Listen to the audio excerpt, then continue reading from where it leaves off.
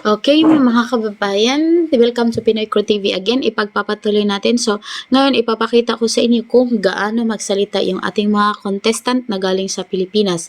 Galing sa Ateneo de Manila University. Panoorin po ninyo at inyong makikita kung gaano sila ka talented, gaano sila ka confident magsalita para sa debate na yan.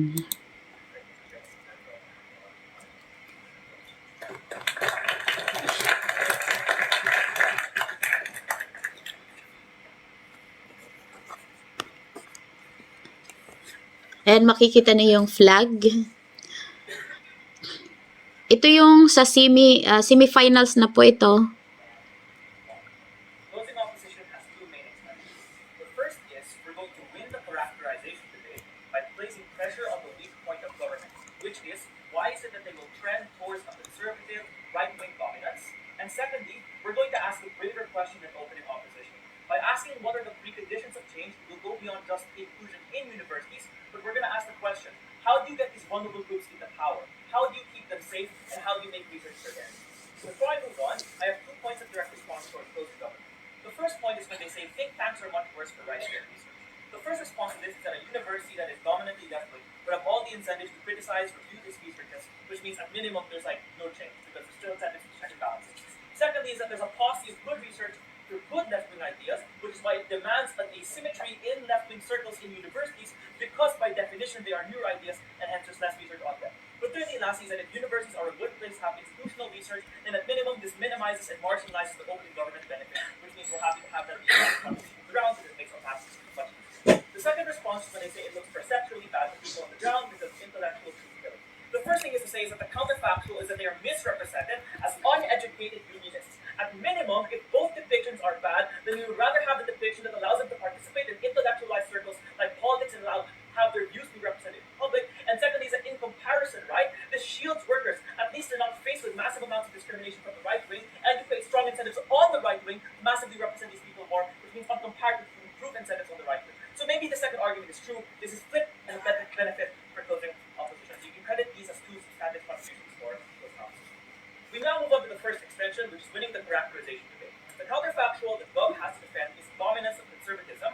Opening opposition relies on some pretty extreme characterizations about this, and we also flag some of them in our POIs. So we're going to show why you can claim some of these to be true on government bench, and why it's impossible to dislodge them without the dominance of the left wing. There are 3 ways in which this happens. The first is that there is a natural incentive to regress towards conservatism without a pre-existing dominance. That is, there's an incentive to target rich students, white students that are low risk and are likely to succeed with the destruction of corporatism, and are likely to come back and become rich alumni. Which means over time, without a dominance, there is a constant and persistent progression towards a dominant right-wing influence. Secondly, is that universities tend to be echo chambers and trend towards some form of intellectual dominance because they have to sum up university politics because they tend to be echo Galing! chambers, as government says for many places. Magaling magsalita. Reasons to be true, and if they are true, and if it's not left-wing dominance, something else will arise to be dominant, which is the right wing. But the third and final point for why it tends towards right-wing dominance is that they tend to be highly competitive, which means when OO says gridlock, the reason for why we can weaponize is because this inefficiency, time spent on internal university politics disputes, instead of having a harmonized university politics and direct. Okay, so kanina kung meron kayong nakita na kamay yung isang babae dyan, yan ay gusto na sana niyang mag-react doon sa sinasabi ng ating contestant na galing ng Pilipinas. Ang tawag dyan ay para yung na ano lang ba siya na parang winawala yung concentration mo kaya nasa sayo yan kung pagbibigyan mo yung ibang mga speaker pinagbibigyan nila pero yung iba ay hindi nila pinagbibigyan kasi nga pag pinagbigyan mo silang uminsert sayo ay magkakaroon na naman ng ibang ideya so ang mas mabuti dyan ay ignore mo na lang kasi ano din hindi naman sila na persist kasi yun lang talaga ang rules na pag nag-raise ka ng yung hand ibig sabihin meron kang rebuttal or meron kang sasabihin tungkol sa sinabi niya pero nasa sa speaker pa rin yan kung pagbibigyan niya. Okay, so tuloy natin. The ones that intake the most people, the ones that become the most successful are the ones with some form of intellectual dominance. Which means that on government bench, they tend towards becoming more and more conservative, more and more radical over time. Because as we've seen, if left-wing universities have become more radical and radical over time, and without this dominance, they become more right-wing and more right-wing over time.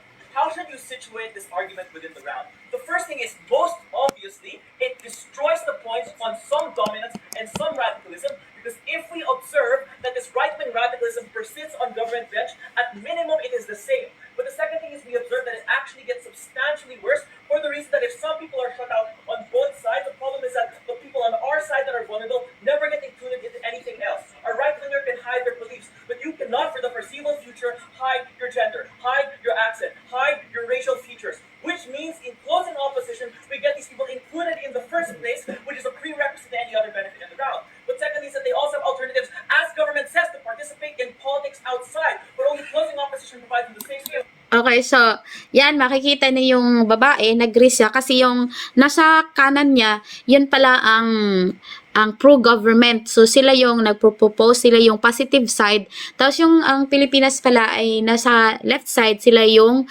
opposition. So, kumbaga, yung mga pinopropose sa government ay kinokontra nila sa pamagitan ng pagbibigay ng mas magandang idea. At yung babae na tumayo, yun siya ay merong gustong sabihin o tawag dyan, magre-rebut siya pero hindi siya pagbibigyan, magpapatuloy lang ang ating contestant na galing ng Ateneo de Manila University. That does not usually exclusively exist on Yan, umupo siya. So this first argument concludes the round, as well as allows us to unlock a large margin of benefits that opening opposition receives responses to, and beyond that widens this by showing we actually get increasingly extreme representation. 1 over time, 2 for the research that is most. Yan. So, kung makita nyo kanina, meron pa isang kamay. Kasi yung kanilang video ay ano lang siya, patayo, hindi siya pahaba. So, hindi siya nakikita masyado. Yung makikita, mga kamay lang. So, dalawang teams ang naglalaban sa semifinals. Yung kabilang team ay ano sila, mga babae. Tapos, yung kabila naman ay mga lalaki. So, semifinals. Yan, tumayo na naman siya. Pero hindi talaga siya pagbibigyan. Kasi nga, mawawala ka sa concentration mo sa yung sasabihin, pag once na pinagbigyan nyo yung mga tumatayo na ganyan. And 3, particularly the ones that are most harmful and damaging to people. Opening government. Any impact Okay. So, this time, pinagbigyan na siguro nasa ano na siya, nangangalahati na siya or almost done na siya sa kanyang sasabihin yung kanyang rebuttal doon sa government proposition. Implementation of research which makes our analysis and reception logically prior to the benefits of both right-wing and left-wing research. We also showed right-wing research is alienated from universities, which CG. So the first POI and the response to that is quite simply, if it is perceived as a right-wing dominance, no one will listen. Okay, so kung napansin nyo, ano lang sa kanya, seconds lang talaga yung bigay sa kanya, tapos uminsert na kagad ang nakatoka sa sa podium. As well, for similar reasons. Secondly, if it is the case, right, that it is the right wing being dominant, then no left wing people will listen to you as well. And the problem is that the policies most important to implement are the groups that the left wing is targeting. Those that need policy reform for minimum wage, those that need access to affirmative action. These are the groups that the left are particularly targeting, and these are the ones that we most need to improve society for. So maybe if it is a trade-off about who's listening, we would rather have the people on opposition bench listening. Let's move on to the second argument, the dynamics and the braver question of this debate. Opening opposition says inclusion, but closing government is right. There are incentives to inclusion on both sides. This debate is about why you need dominance. There are 2 reasons why. The first, that dominance is necessary for protection. Vital protections that would otherwise preclude your ability to learn, preclude your ability to get promoted, such as pride parades, protections for pronouns and dead naming, protections for sexual harassment that were at the time very controversial and among the first protections ever being implemented in society in the 1900s and so on. And the reason for why dominance is necessary is because violence is fine for equality. So, yung dito sa kaliwa ng contestant na sa sa kanan kaliwa natin sila yung mga nasa gobyerno, at kung ano yung sinasabi ng opposition, sila ay nagtatali para sila magkaroon ng idea at pwede nilang maribat. So ang kanilang dapat diyan, nagli-list down lang sila. Is fine for opportunity of equality, but not fine for fixing the actual unequal structures inherent to that system and to society in the first place. So one, you have the structures necessary to protect people, either by having safe spaces exist in the first place, or having. Okay, so kung napakinggan nyo, masyadong malaman yung kanya mga sinasabi. It's all about government opportunities. So, napakaganda ng kanyang topic, kaya no wonder na talagang mananalo siya. Direct instructors for their benefit. But secondly is that the output and top level direction of research. So if both teams have some research directed towards some people, our research specifically targets the groups that the left wing cares about the most. This is the research that is most oftentimes, one, underused and neglected, and two, research that is often hardest to convince people of, but are typically the most important because the groups that the left wing fight for, such as the people in developing countries, such as the people in gender minorities, racial minorities, tend to be underrepresented in political systems, such as in healthcare research, vaccine research for tropical diseases, or research on African American studies, and even being able to justify the funding the department in the first place. This clearly is the most important impact in the round. What is the weighing point for this extension? The first is directly over opening opposition. We don't just show that they get into universities, but that they get into power in universities, that they are like to stay in universities, not feel excluded, and go into positions of power, come out and promote businesses in their communities, and genuinely contribute to society. As a matter of priority as well, this outweighs government on value. The diversity of opening government might be one of political views that already exists in status quo or is marginal, but the one of closing opposition is one of background, of ideas that are deeply unheard by the political system, one where people are not considered people until they come into university and come out and contribute to that society. Closing opposition shows you the most important margin in the debate. That's why closing opposition is. Okay, so kung nakita niyo ang galing niya. So nagsalita siya guys about 8 minutes na yun naman talaga ang time na binibigay sa rebuttal ng opposition at saka time the same ng government side or yung positive side na 8 minutes, 8 minutes. Tapos within 8 minutes na pagsasalita, kung gusto mong may insert sa'yo, nasa sa'yo na yan. So kung makikita niyo, hindi nakapagtataka na talagang mananalo sila kasi nga hindi siya tumitingin sa outline niya, minsan lang, at yung kanyang mga sinasabi ay malaman with power talaga. So yun ang lagi kong ini-emphasize dito sa aking mga estudyante dito sa Thailand, na kung gusto niyo sumali sa mga debate na ganyan, dapat ganyan ang gagawin, na yung gestures mo, tapos yung pagsasalita mo, sa kanya kumakain siya ng English pero kung tutuusin naman, hindi naman sila English major. Pero syempre, nasa Ateneo de Manila University sila magagaling na yon kasi mga bata pa lang yun sila. Talagang marunong na yan sila mag-English. Okay, so ito naman yung pangalawang speaker sa kabilang side at i-rebat na yung sinabi ng opposition, yung lahat ng kanyang mga narinig.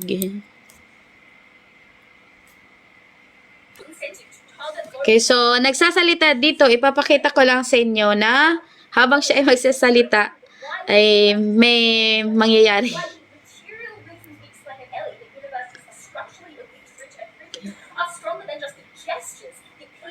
Okay, yan. Tumayo yung galing sa Pilipinas, tapos umupo ulit. At saka yung isang team, tumayo din. Pero hindi siya pinagbigyan. Kasi mawawala siya sa concentration.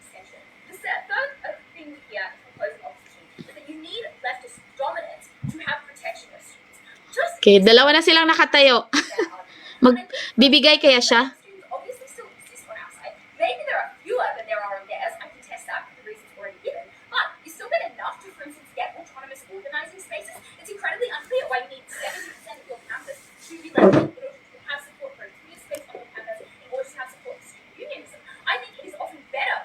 So, dalawa na yung nakatayo, mga kababayan. Hindi talaga niya pinagbigyan kasi nasa sa'yo naman.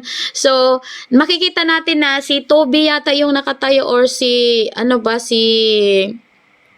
David at saka yung sa isang team kasi apat yun sila na team dyan semifinals pa. So, hindi sila pinagbigyan. Tingnan natin kung ano ang mangyayari sa susunod.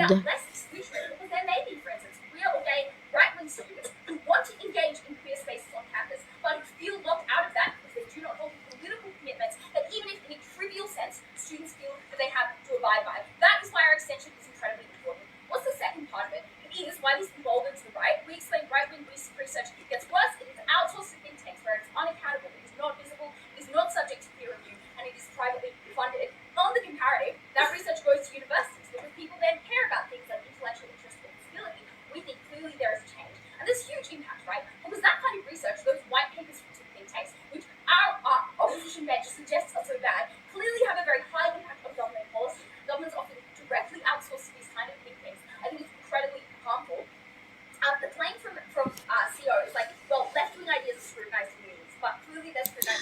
Okay, so hindi sila pinagbigyan at tuloy-tuloy lang siya sa pagsasalita. So kung makikita natin, mas power talaga yung mga contestant natin sa Pilipinas. Power na power magsalita at yung kanilang mga ideas. At ito naman siya, yung babae na nagsalita ay confident din siya, kaso lang yung kanyang boses parang siya, mahina at lagi siyang nakatingin sa kanyang notes. Yan, tumayo na naman ulit. Ang galing sa Pinas. At yung isa, hindi talaga siya. So it is pretty easy to brand yourself as an ethnic if you think about it. Surely the exclusion isn't so bad to begin with, you say this. No, like I think some, for instance, queer gay students still don't want to feel like they have to like wear a mask. Still don't want to feel like they are.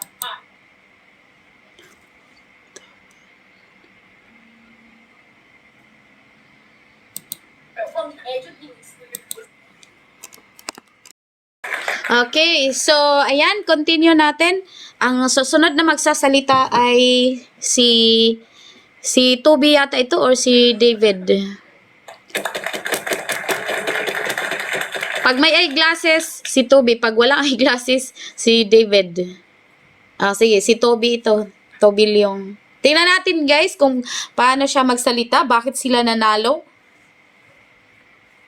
We come from a Catholic university, one that is probably more conservative than many others in the world. But I'd make the bold claim that it's still far better than Oxford and Cambridge in the 1960s, where everyone was predominantly white, where female faculty members would never have a chance for promotion, where you'd never be able to justify funding to the board looking into issues of indigenous people or looking into issues of the developing world.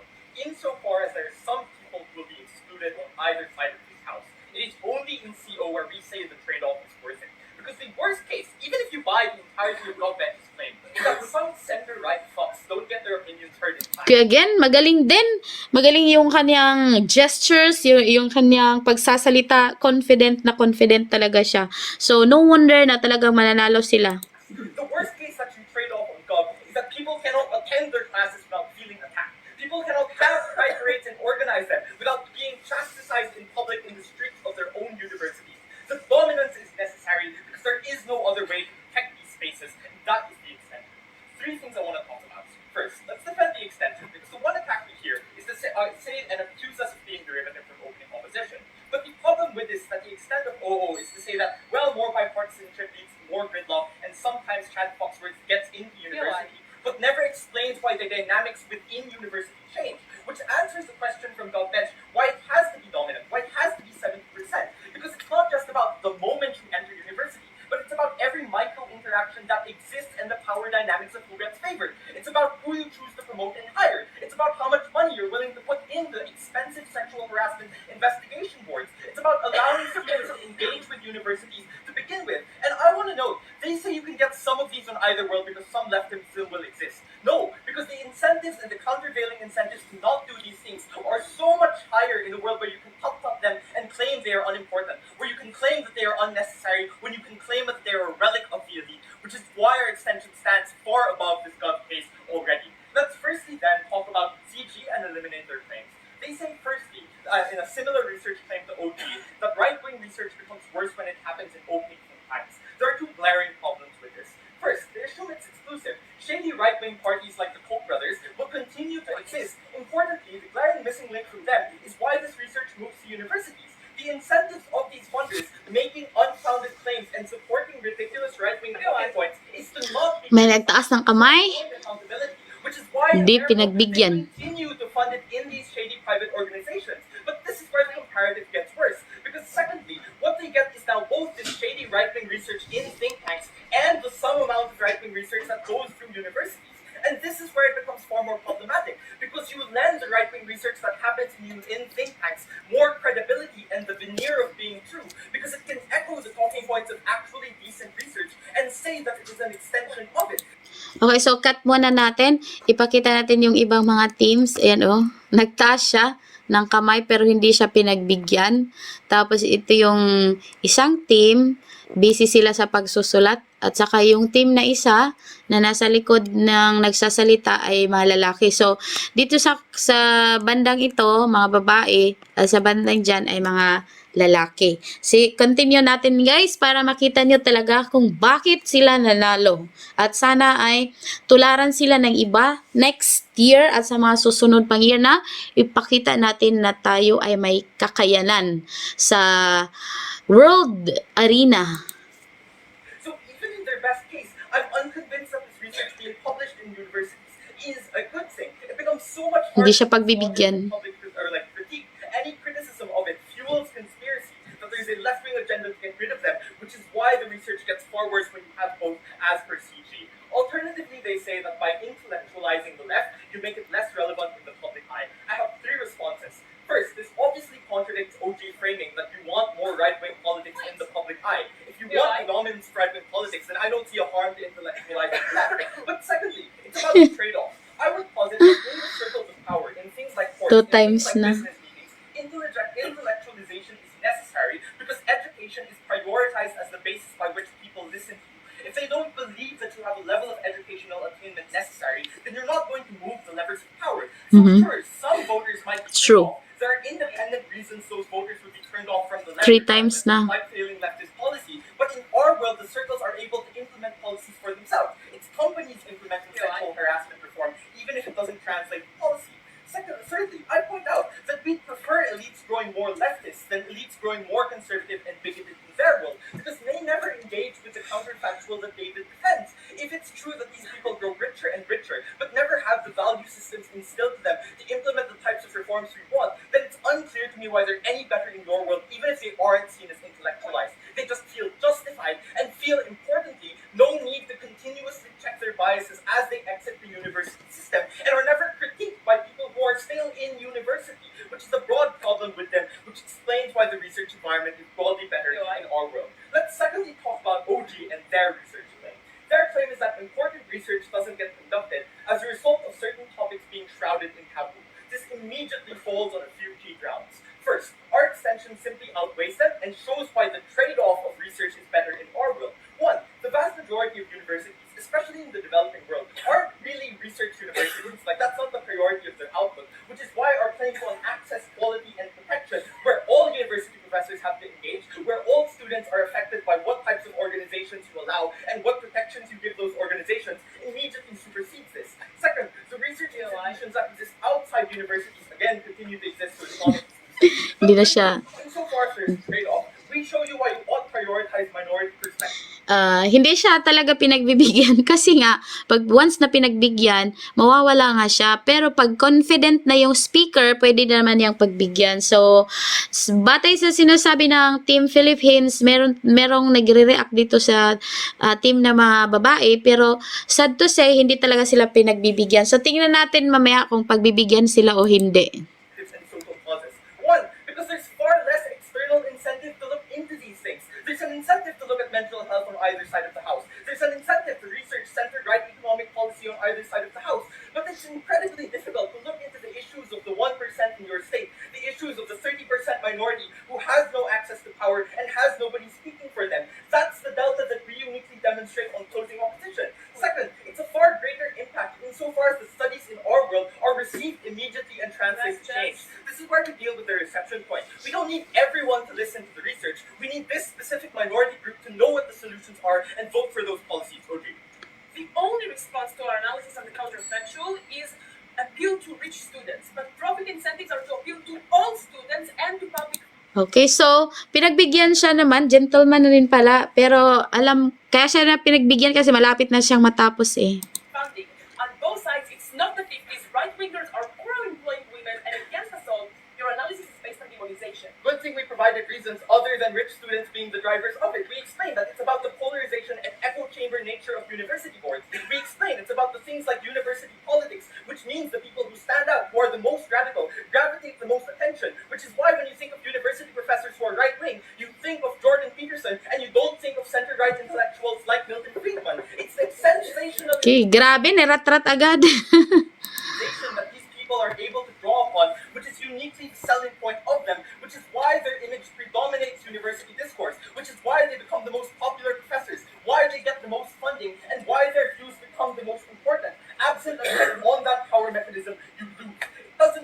if there's universal reception for policies that are bad on your side, policies that enforce the status quo, and policies that do not need change. We prefer protection, we prefer fairness, we prefer prioritizing. Time na. For those reasons, oppose. Okay.